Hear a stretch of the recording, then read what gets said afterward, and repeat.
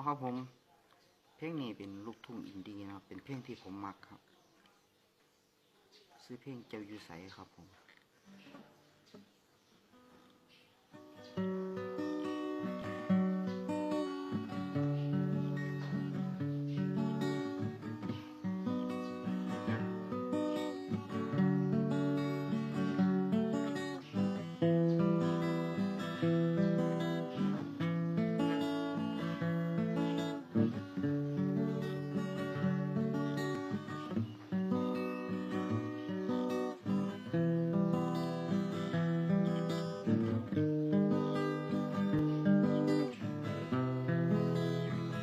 เป็นจังใดน้อ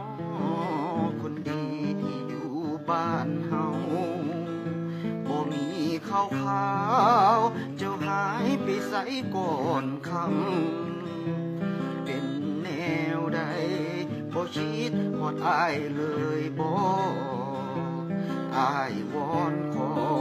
ให้มีเข้ามาให้เห็นเจ้าอยู่ไสคือจังเงียบหายไปนานบ่สงสารอ้ายเลยบอกก่อนคำเป็นแนวใดให้มีข่าวฮอดอ้ายถ้าเจ้าสบายไอ้นั้นก็ดีใจแล้วเจ้าอยู่ใสคือจังเงียบหายแท้นอไอ้อ้อนวอนขอให้มีเขาเจ้าฮอดอายจะเป็นจังใดให้มีเขาฮอดอายรู้ว่าเจ้าสบายไอ้นั้นกับพอใจแล้ว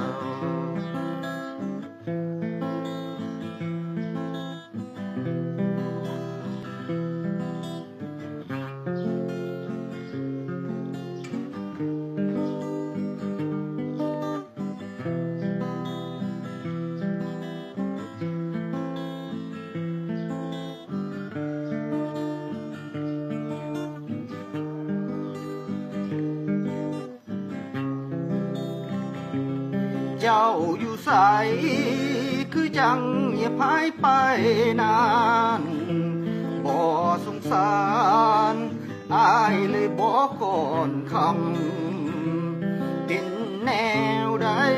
ให้มีเขาฮอดอ้ายถ้าเจ้าสบายไอ้นั้นก็ดีใจแล้วเจ้าอยู่ใสคือจังเงียบหายแท้นอไอ้อ้อนวอนขอให้มีเขาเจ้าฮอดอายจะเป็นจังใดให้มีเขาฮอดอายรู้ว่าเจ้าสบายไอ้นั้นก็พอใจ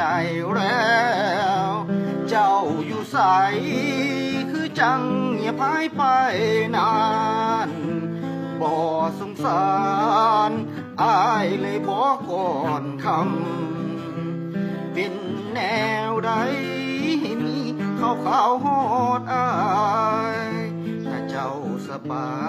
ยไอ้นั้นก็ดีใจแล้วเป็นจังใดน้อคนดีที่อยู่บ้านเฮาบ่มีข่าวเจ้าหายไปไสก่อนคำเจ้าเป็นจังใดก็ให้มีเขาเจ้าฮอดอายรู้ว่าเจ้าสบา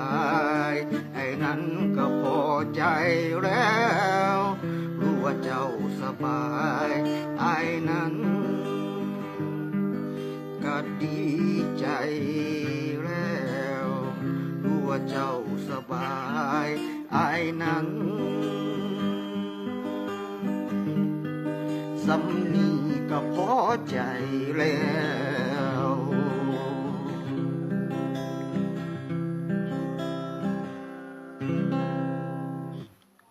ครับผมอันนี้คือเพลงเจ้าอยู่ใสลูกทุ่งอินดี้ครับเป็นเพลงที่ผมมักครับผมแต่งไว้แต่โดนแล้วครับครับผม